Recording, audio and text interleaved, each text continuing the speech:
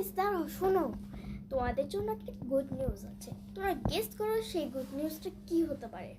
যা সামনে গেস করেছো? করেছে মনে হয়। থাক আমি বলে দিই। কারণ আমি আজকে সন্ধ্যাতে আমার বাবার সাথে বাইরে গেছিলাম, তখন আসার সময় একটা পাখি নিয়ে আসছিলাম, লাইট ইয়েলো কালারের। ওই পাখিটাকে তোমাদেরকে এখনই দেখাচ্ছি, দাঁড়াও। হ্যাঁ, তোমরা দেখো। দেখতে থাকো আমাদের পুরো ভিডিওটা। ভালো লাগলে লাইক কমেন্ট আর শেয়ার করে দিবে।